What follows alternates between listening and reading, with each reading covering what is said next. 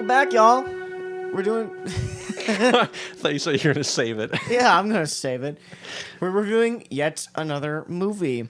This one's different because it just came out like a couple days ago. A couple days ago, right? Yeah. Recent release. Yeah. That's Victor, I'm Snick, and we're talking... Snick. We're talking the remake of The Invisible Man. Yeah. Courtesy of our good old boys at Blumhouse and Universal. Break down the synopsis. Let's break it down. The Universal Man. The Invisible Man tells the story of this woman named Cecilia. She's running away from her husband, a brilliant mad scientist named Adrian Crane. Yeah, I think so. Yeah, Adrian Crane. She thinks she's gotten away clean. It's a very rough relationship, but she soon finds that she's being stalked by some kind of unseen presence, something that's driving her to the psychological boiling point. And her suspicions are confirmed when it's Adrian. He has the power to go invisible, and he's just torturing her in all the different ways that you can. So, yeah. Have you seen any Invisible Man anything, Victor?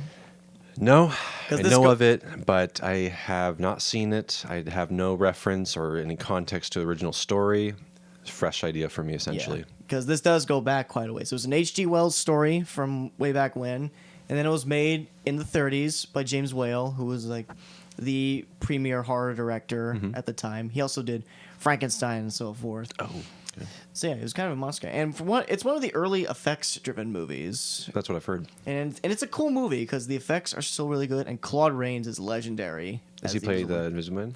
Yeah, he has this just side topic. He has this really brilliant, famous monologue scene where he reveals himself, and his voice is just so intense and overpowering. It really psychs you up for the reveal, and it's so cool. Yeah.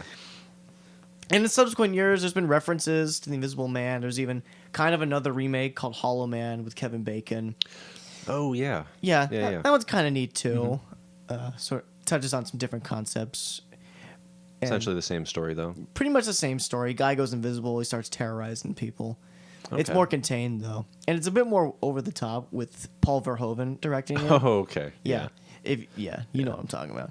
And now we got this movie, which is supposed to jumpstart a new series of Universal monster movies after the umpteenth amount of attempts in the last 10 years. It'll be interesting to see if this does actually jumpstart a new generation of those classic monster films. I really hope so. I hope. Yeah. Because this movie is so fucking good. Yeah. This was quite a surprise. I loved it more than I thought I would. And the more you think about it, yeah. Yeah. And I knew I was going to like this movie a little bit. I had confidence in who was making it. For sure. But they went even more over the hill with it. Yeah.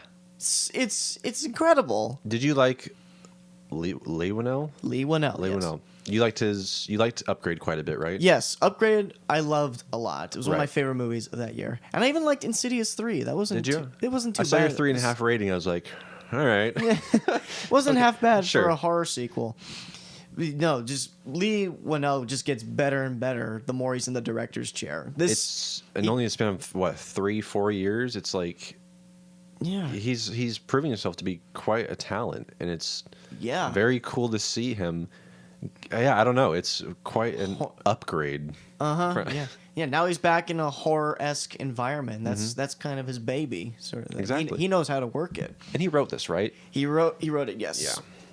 And man, oh man, the storytelling in this. The story is just so cool. From the very beginning, dude. I don't know if you're feeling it, but it was quite intense. I was there, man. I was on edge. Because the beginning it's quite intense, and you don't get a lot of context as to what's going on exactly, but you have a feeling that Elizabeth Moss's character, did I almost say Moth again? Elizabeth Moth. What's her character's name? Cecilia, right. You can tell she's anxious, and she is wanting to do something without Adrian knowing. There is some unrest going on. There's some unrest at the very beginning of the film, and it's quite good.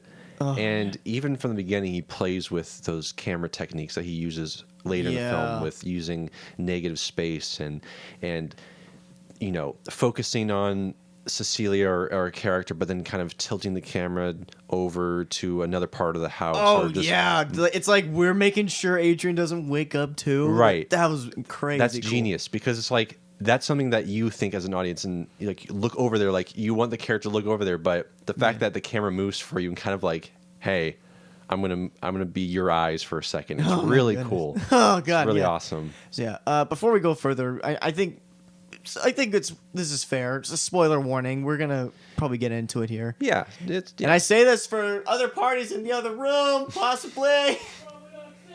No. Oh God. Okay. But yeah. Spoiler. We're gonna get into it. We really love this movie. We gotta talk some of our favorite parts. So yeah. First thing I will mention, the acting is really, really good, really strong in this film. Elizabeth Moss, one of the better horror heroines as of late. Has she been in any horror film? She was in Us last year. Duh. Yeah. Yeah, and that was a supporting role. But no, she definitely carries this movie. She's quite the magnetic performance. The way she projects anxiety and just vulnerability, and then it just gets tougher. Correct. Just all these mind games he's playing on her throughout the film. It's crazy. Yeah, like it's kind of like light David Fincher at times. Okay. Because I remember reading a YouTube comment. It's sort of like, okay, it's Gone Girl with an invisible psycho. So, and I think that's kind of apt. There's that same sort of brand of psychology going on. Yeah, especially with how some of the camera movements can be quite fluid too. It does kind of have a Fincher-esque touch to it in a way. Yeah, there is a perfection to the whole production and film. Very precise. Very precise. Yes. And then you got Oliver Jackson Cohen, who plays Luke in Hill House. He plays Adrian Crane. Right. He is so cool. Mm-hmm. I was feeling sorry for him in Hill House. Now he looks like the most unstable fella imaginable. Yeah. When you see him later in the film, in the climax, it's like you're like, it's like, boy, you ain't right. Something's not right there. I gotta look inside your head, make sure wires aren't cut or nothing. Yeah. Oof. It's crazy. Yeah. Although, if I could speak as a fan, though, because Claude Rains was such a legendary performance in the original movie, if there was something to kind of drive the madness home for this modern Invisible Man, then that would have been really good. But that's not the direction they went. This is more subtle. Yeah, because his character, him as his just person, just himself, he's really not in the film at all. No. If he's not in the suit, then he's like not in the film. Pretty much, yeah. It's about the same amount of screen time as Godzilla would get. Yeah, that's fair. But like, too, I don't really mind that because personally, I don't think he's all that good. I think he serves a purpose, but it felt a little too. Oh, his acting? Yeah, his acting. Huh. I don't know. It felt too much like I'm the unhinged character. And I mean, sure, it's not supposed to be a super grounded performance. It's got a bit of cheese to it. But for the purpose it serves, I think it works. It's a bit hard to judge when you don't see him most of the movie, and he doesn't get a lot of dialogue. Yeah, you just kind of see him when he's trying to make things up at the end of the film. Yeah, but even then, you buy in that this guy is the one pulling the strings. Absolutely, yeah. You can definitely tell he's a manipulative person. Yeah, the rest of the cast also do a pretty good job. There's really not a dud among any of the acting. I think my favorite performance besides Moss is whoever plays her friend that she stays at. In the first act of the film. Cop? Yeah, the cop. I forget his name, but I really like those early scenes when she's staying there. Yeah, Aldous Hodge.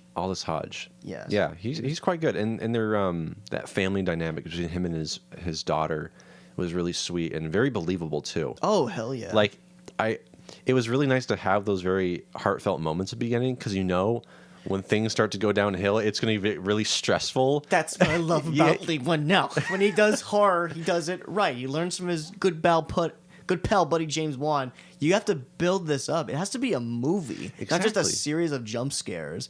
Yep. He knows how to build the story up, and then when to start creeping you out, when to make the safe space feel unsafe. Yeah, it reminds me of like.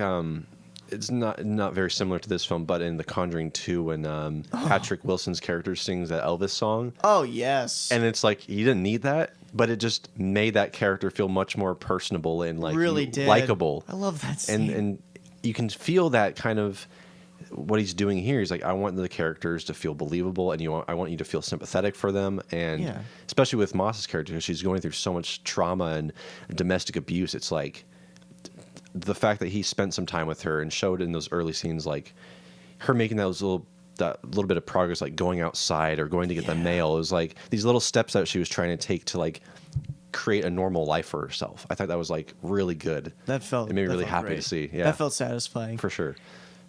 And then the movie has to scare you, and my God, I could not contain myself. This was very anxiety inducing, so tense, especially when you can't see can't see the fucker.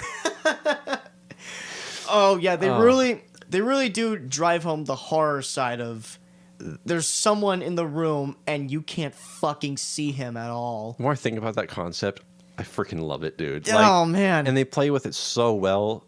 Yeah. Because she can't see where he is, Moss's character, so they'll like linger on certain areas of a room. I hate when they do that. Okay, is he actually there? Probably not, but that's just like the point they're going to focus on. It's like, he might not be there. I'm going to white knuckle it just in case. Especially when they just sit there, because he's not going to like unveil himself, but it's like that. It's that traditional feeling of a jump scare that you feel. It's like, okay, you're waiting for the build up, and then, if it is a build up, it's going to be like a loud sound or like something's going to move. Yeah. Like very early on when she's cooking breakfast for the top daughter. Yeah. And when she walks away, I don't know if you noticed, but the knife. I saw that. Just very briefly just falls off the table, and then the gas stove gets turned on. Yeah, you see the flame engulf more. And it just sits there while it just is on fire. It was such a good shot, dude. Oh, that was such a great moment. There's a lot of great long takes in this movie. There are. It's incredible. Yeah, his camera team deserves an A+. Just the use of wides, the unnerving tension they build by themselves is great. Then you have the amazing sound design. Yes. Oh yeah.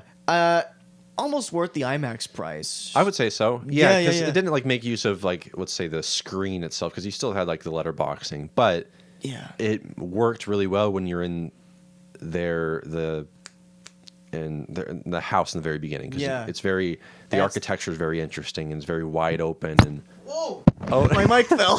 Crap. I got this now.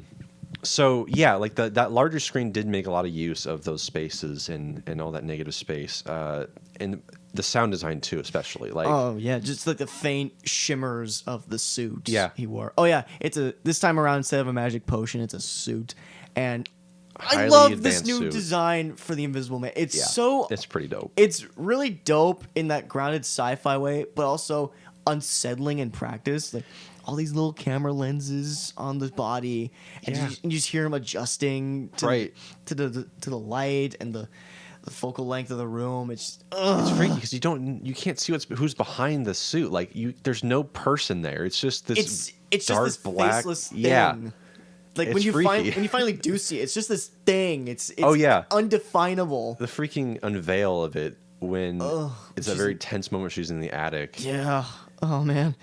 Let me tell you, Lee Whannell also knows how to make memorable horror shots. Yeah. Because when she dumps the paint on the fucking doorway to the attic. Because it was kind of a jump scare, but it worked so well because there was no... That's the right kind of jump scare. Yeah, because there was none up until that point, too.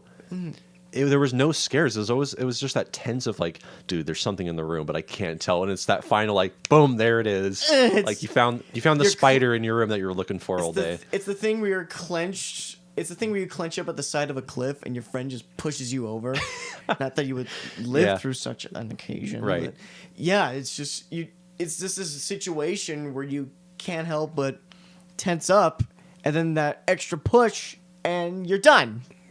Unfortunately, there's the rest of the movie left, but not in a bad way. This movie's really good. This movie's really good. It's really scary. And I think in that same scene, is when she has that confrontation with him, correct? Because at that point, the cop has left because something had happened to his daughter, and she's alone in the house by this point. And then there's a fight scene that happens, and really great staging. Another long take for the road. Yeah. Yeah, just. But it's so damn intense. Yeah, she's getting choked out and lifted Because we don't see what's lifting her because up. you hear her talk about how he was abusive. Yeah. And then to like see him do it. Oh man, yeah. And you're like, holy cow, dude! It's a brutal scene. The like, strength to back up the intelligence. She's getting tossed around the room and flipping tables. It's pretty freaky. And that's just like near the beginning of the movie. Dude, yeah. It gets even better. Oh, jeez. Yeah. Once it gets to the hospital, though, that was my favorite part of the film. I think. Yeah, because you finally get a decent look at the suit in action, and then there's another glorious long take. I don't even want to spoil the scene that gets her to the hospital. I don't even want to talk about that because that was like. That was a doozy. You'll know it when you see it. The twists and turns in this movie are unfucking real. But yeah, even like the manipulation that he does when he's essentially stalking her, like sending her sister messages that she didn't send herself, and making it seem like, hey, why the hell did you send me that email? That was fricked up. Yeah, just that manipulation aspect of it. It's just like the writing. She gets it's just no mercy for her. It's awful. The writing thinks totally outside the box. It's relentless. Dude. As if it was bad enough he's invisible. He still knows Cecilia, and he knows her better than anyone. He says, "Yeah, straight control freak." Ugh. Yeah, you can hack into email. You can drop off phony packages or something. I don't know. He doesn't do that in the movie, but just thinking about it, there's more to it than just. He's invisible. Correct. Exactly. He can make a drape move. It's totally psychological. Like that's what I love about it. That's what I love about it. They went the extra mile beyond the initial genre appeal of a terrifying invisible man. Mm-hmm. It's like the word invisible like carries so much weight in this movie. It's terrifying. Yeah. You're right. Because if you think about it, it's like, how can I word this? Mm-hmm. It's just like, he's essentially haunting her. Like, if he was... Never mind. I'm losing my train of thought. Sure. Let's continue. Yeah. I thought I had something, but forget it. Yeah, the other areas were impressive. Like, the editing was spot on. The music was really cool. Dude. Yes, it was very cool. Very loud. But the score itself was very pummeling, and a lot of bass and loud synthy kind of score, and at times kind of throwback sort of thing. Because I remember the one scene, she's in the lab, she's skulking around, and then you finally reveal the suit just like sitting on a rack or something. Right. And the music reminded me like this could have easily been in an older horror movie. It's got that grand gothic feel to it, right? And it's the ideal music you want for a reveal. In a situation like this, sure. But yeah, all the loud synth and bass. Yeah, and it wasn't like it wasn't like an EDM concert. No synth like 80s synth. It's nothing gimmicky or retro about the synth work. It's like just a bit more noisy, kind of a harsh synth. I guess I don't even know how to describe it. But remind me of Blade Runner 2049. Okay. Yeah. Same composer. It is one of the composers. Yeah. Oh, Ben Wallfitch or something. Oh, yeah. No wonder it was so loud. I know, yeah. Because Blade Runner 2049 was so loud. Man. That was something. Oh, okay. It was a good score. I would like to listen to it outside the film. Absolutely. Because there were some great moments, but even the visual effects were really cool. They did some really neat things. Good. The best. I just love the effect where he's flickering and sort of thing. Yeah, towards the end. Yeah, she damages the suit enough where it just starts malfunctioning a little bit. Like sometimes he's invisible, sometimes he ain't. Yeah. And also whenever like liquids roll off of him, like when he's outside in the rain towards the end. Yes, outside in the rain, or again when the paint falls on him. Yeah. Oh. Yeah. Yeah. This movie leaves a great impression if you're into horror. You feel like getting psyched out of your mind. It's fantastic. Yeah. I did not expect it to be this fantastic. No, it's pretty brutal. I mean, the entire film, she's just being told that you are a little crazy. Just being gaslit the entire time. Yeah. And then that hospital stuff is like, oh, it's so good. Oh, and then when he's finally, when she finally gets the attack on him, With There the you with are. the pen, Yes. and now everyone else can see him. It's like finally, that. Oh man. like now she can like be It's like, just- I told you. It's just great pacing. It totally is. Yeah, yeah. It's Yeah. very satisfying. Even like the pacing. thematic material that goes into the narrative, I was really digging that. It Yeah. clearly has a message about domestic relationships or domestic abuse, controlling relationships, and gaslighting and whatnot. And it doesn't feel in your face at all. No. It's very cleverly woven into the story to give it a lot more weight behind it. That's what's so refreshing, dude. It's like, Yes. because I feel like if this did go the Universal Dark Universe, As of Tom Cruise's The Mummy. yeah, with Johnny Depp as the Invisible Man, yeah. I don't know if it would have been as smart and clever and efficient. I feel like Maybe. but who knows? That's a big what if. so. Although Johnny Depp might be the perfect choice regarding recent events. Oh. That's neither here nor there. Yeah, this is a really unique approach as far as like tackling a famous monster character. Yeah, It's weird saying that because the Invisible Man, like he's a man. I wouldn't consider men. Okay, well they can be monsters, metaphorically speaking, but men aren't monsters surface level. It's not like a vampire or a werewolf or a gill man. It's a man, but he could just be invisible. But Right. this is such a unique approach compared to the last few attempts we've gotten. So we had the Wolfman remake in 2010 with Benicio del Toro. Right. I rewatched that again. It's a lot better than I remember. Really? It's, Okay. Yeah, because they capture the gothic horror vibe and Rick Baker's makeup and Yeah. so forth. That was fine. That was a good enough film. And then they tried Dracula Untold, where they make him, Oh, where they had epic battle scenes and they go into Dracula's past. And yeah. I remember not being quite so sold on that. It was all right at best. Yeah. And then Tom Cruise's The Mummy, which underwent so many production problems and was a borderline mess. Yeah. It was, I haven't seen it, so. Wasn't the worst constructed movie. It's fine. It's just a mediocre blockbuster. Was there any scenes like in the pyramids in Egypt? Or No, was a that lot just- of it is in London. That's a For shame. some reason, the Egypt part of The Mummy was mostly absent. That sucks because that's like the That's fun part of that's it. the part The of it. adventure, the lore. Even the Brendan Fraser Mummy, you felt like you were getting a Egyptian history lesson. Oh yeah, it was like Indiana Jones, but It was Indiana Jones. had to go modernize and make it gritty. Ugh. Still haven't yeah. seen it, but I assume it was a gritty reboot. Well, it's not gritty, not quite so. It's Okay. just, it's kind of like another high flying blockbuster. Yeah. Didn't quite need there. but then comes The Invisible Man. you know, Really restrained, psychological direction, and just a lot more to offer on a smaller scale. for sure. Yeah, now I remember when the first trailer came out, it showed so much. Mostly everything. It does, and that Scared sucks. me to hell. Yeah, but there are quite a few more surprises in it. I They would really say. are.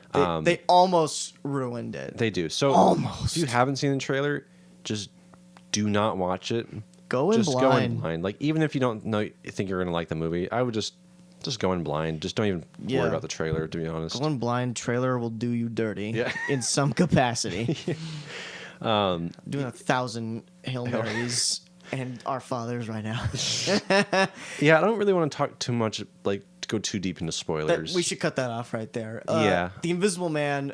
It's also it's the first movie we watched in the new decade. Too. It is. It's amazing.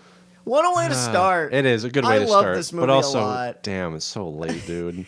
Yeah. I'm hoping It's thrilling. Yeah. It's thought provoking, and it's highly entertaining. I think you really got to go see Yeah. this. Did you think it was very scary? Oh yes. Okay. Yeah. Yeah, very effective scares. Yeah, because Lee Winnell. We could just call him Lee. Lee. Just call him Lee.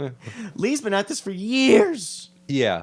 He knows how to work an audience. Even just as a writer, he knows what directions to take it. Yeah, I would say because usually it's very rare to get scared by a mainstream horror film these days. If it's not a cheap noise jump scare. Yeah, if it's not a like jump scare typical. fest. But the scares in this were just so. they just crawled into your skin, and that's what I appreciate Yeah. the most. They crawl into your skin, and sometimes they surprise you outright. I think just having something attack you that you can't see in general is pretty freaky. Like even in the couple first Paranormal Activity films, like did you see them? Yeah. Okay, that is unnerving because it's like you're being dragged around, you can't see what's happening. Yeah. How do you stop It's like, this what thing? the fuck's happening? Right, and I think that's just a great cinematic approach to a villain. Like it's creepy because you don't know where he is exactly, you don't know what he's capable of, and you just can't see the damn thing. It's the classic fear of the unknown. Exactly. That's how cosmic horror has thrived for years. For sure. Yeah, it's a perfect illusion as horror. It's awesome. Surprise. Yeah. So I don't like I said, I don't want to go into too much of the nitty-gritty details because I think there's a lot to say for the audience. There really is. This is a full-size package. I just love it. Yeah. Did you ever feel like it was too long at any point? Like no, Okay. hell no. Yeah. This was perfect. Perfectly timed. I think the third act, I'm still thinking about the ending, and I don't know if I completely love it. Yeah. But that final image, it's grown on me more. yes. Yeah, that it's grown on me a bit more for sure. Oh yes. But overall, man, I'm very impressed. Yeah. I will say because towards the end of the second act, it's at such an incredible high because of a certain set piece that I will not talk about right here. Yeah. It comes off a really great high, and then we suddenly have to switch into first gear a little bit. Yeah, kind of restart it. Yeah, or even second gear because there's still some momentum Sure. going there. Still, the momentum shift is a little noticeable, but you're still pretty much engaged. Like this, how is this going to wrap up? What's going to happen now? Right. I agree. Yeah, because it doesn't come off as like uninteresting or anything. It's just like you said, it's going into second gear. It's taking a little bit slower this time, but it's still going over like little plot details that are important or still mysterious. Like you're not totally getting the full picture. Yeah, this is the final battle inside of heads. Pretty much. Yeah. Other than that, though, I can just negate those flaws entirely. Almost like it's a near perfect to perfect movie to Damn, me. okay. I think so. Sure. So my rating is The ratings not yet. not yet. No, we can do it. Yeah, I don't think I have any. You don't have any more? I think I'm good. All right. Yeah. Okay. The final rating. Fuck it. I'll give it 5 stars right now. Nice. Okay. Yeah. Okay. I felt wholly satisfied. Because and you don't really like going to see horror films in theaters, right? Not quite. I don't have the stomach for being locked down in a dark room and forced to on an IMAX watch screen too. It's like anxiety-inducing God. scenarios. Yeah, this is a pretty intense film. If you're not really into that, Yeah. then maybe watch on home video or something. Watch it on your TV. Yeah. You know what it is? Because movies are actually trying to be scary now. They're not throwing gore at the screen, and they're not.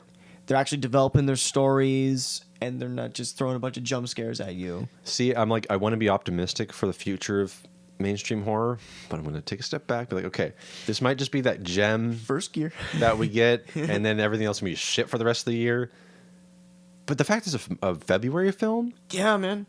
No, the February there's some good ass February stuff. Yeah, Yeah. I guess there was a few like highlights from what I've seen, but it's so early in the year, and to get a good horror film, Yeah. like, Typically January gets the trash. that's true. That's true. But even then, January's had the come up in the last few years. Not so much horror movies, but other films. Yeah, I can't recall any on the top of my head, but I'm sure there have been. Like 13 Hours was really good. I remember. Yeah. I Okay. think people said Bad Boys for Life was entertaining. I heard It was good funny. reviews for that, Okay, there you go. but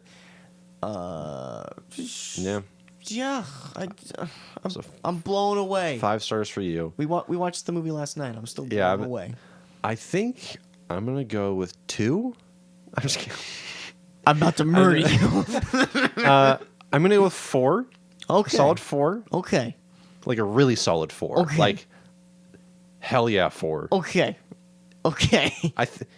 Maybe on another rewatch it would go up a half star, Yeah. but I'm very confident in 4 right now. It can only go up either way. Oh yeah, I don't see it like I don't think I'm gonna find any faults or like really pick. Yeah. for Let's watch it anything. again. Oh no. That would be awful, dude. Like, wait a minute, this isn't that good. Oh. Yeah, that's a great film. Very good surprise. I loved it. Did I say I loved it? I loved it. Yeah. I loved it. So if you're on the fence about this film, I would say just give it a shot. Jump off that fence. Go running toward it. What do you got to lose? Some money, but because I can't really see. Economy's anyone really tough. We talk hating about. it. We all got to make our living these days. I know. I saw some reviews saying like, just to brutalize a female character for the entire film. Well, there just was to a get point that payoff. to it. Yeah, Is the thing. I kind of get it, but at the same time, like it's not. She gets her just desserts. Yeah. So she comes. I don't think this back. is. I think if you're on the fence, give it a try. It's can't really be that worth, I think disappointing. it's really worth it. Yeah, and if you go see it in IMAX, you'll see the Tenet Oh, teaser. let's talk that Tenet teaser. For Yeah, a little sidebar. Okay, so Victor, Yeah. Master Nolan fan here, Master Nolan. and I myself, I love me some Nolan. Yeah. This prologue, holy crap! I'm more pumped than ever. Like, Yes, dude, that was so, cinematic blue balls, it was dude. so fast, bro. It was. My God. And I remember we talked about because the editing was a little strange. Sure. And I don't know if that's going to be just because it was a little quick teaser and they needed to cut the fat. Yeah, If this is even going to be in the full film. possibly. I mean, the Dunkirk prologue got altered in the final cut. Oh, I didn't see that. You didn't? Wait, what was the Dunkirk prologue? The Dunkirk prologue was, I think, Tommy and Gibson carrying the guy on the stretcher across the beach, and then you had Mark Rylance's character departing with the boat at the boat launch, and George is like, "Do you know where we're going, George? Into war." Something like that. And then you had a brief dogfight with the planes and Tom Hardy, and then at the end of the prologue, the engine cuts on the plane Oh. because the fuel gauge gets damaged. Yeah, okay. But it was weird because when the engine cuts in the full movie, it's when he's at Dunkirk, you could see the beach Right. beyond it. In the prologue, you just see water, and that itself was tense. The thought of Interesting. that going down in the sea, So it was also a little disjointed for that prologue. slightly, a little yeah. bit. But the idea of how the narrative would progress and the editing rhythm was there. Makes sense because that film was kind of like it jumped between certain Yeah, it had characters. 3 different sections, clear, distinct sections. And this, it wasn't like This is a lot more straightforward than Dunkirk. it's straightforward. It feels like a ramped up Inception a little bit. Yes. So just for context, the scene it was some kind of terrorist takeover of an opera house, and you had Russian soldiers ambushing the terrorists. That's all we'll give you there. Yeah. But yeah, the speed at which they caught this was so good. Older action movies, I think, were only this fast. Okay. It's crazy. Yeah. Because I remember I was watching Speed a couple days ago. Oh, yeah. That's when you really got. I by want to the see way. it. Yeah. That's a fast film, and I think Tenet, in terms of like how they capture the action, this might be some of Nolan's best action filmmaking, possibly. Just because of how fast it is. Sure. They just rush in there and do their thing. See, I'm so excited for the plot and the story.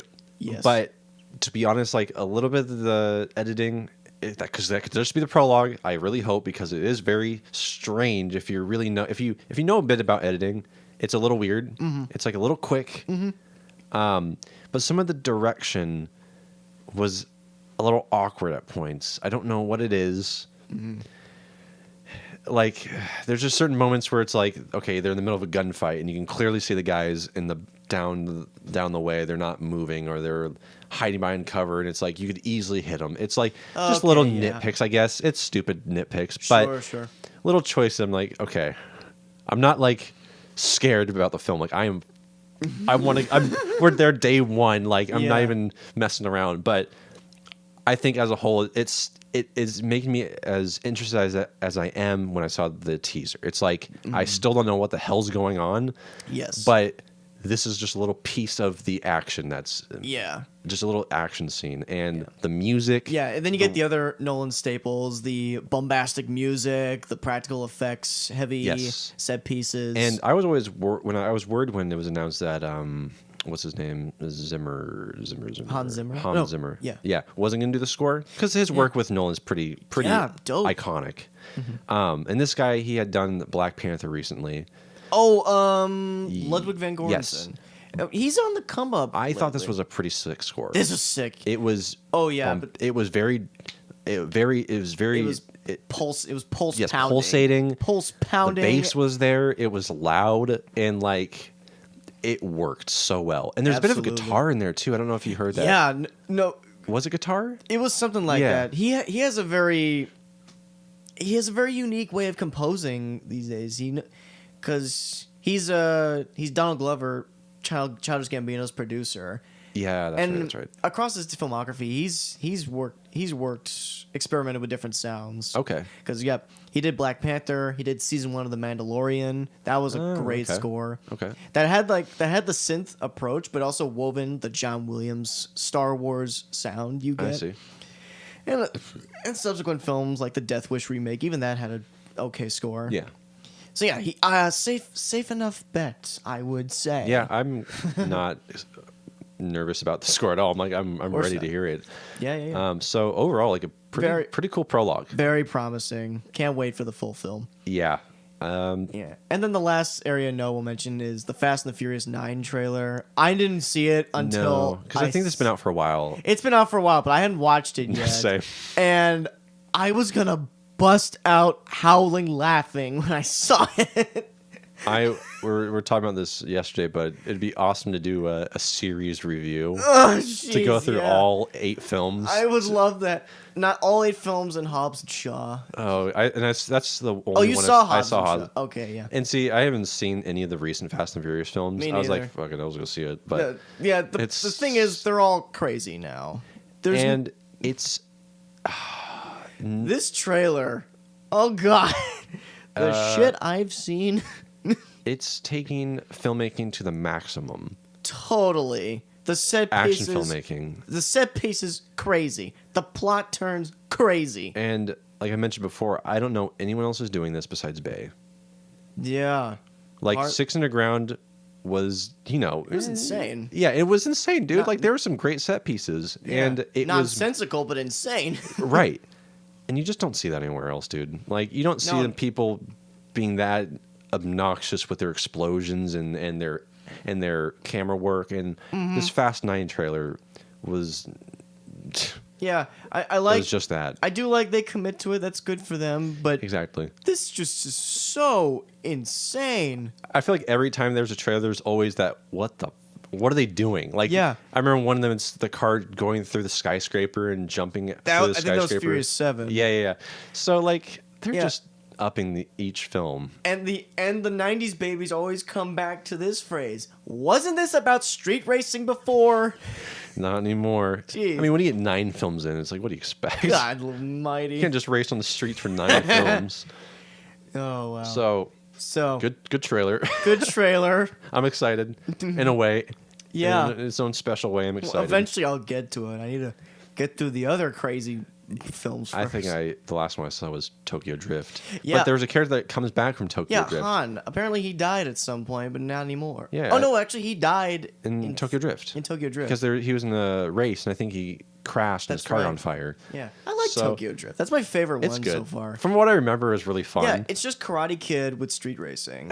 Yeah. And it works. So who knows what the heck that's Who about? knows what I the don't. hay's happening No now. sense in trying to figure that out. Right. So I don't know.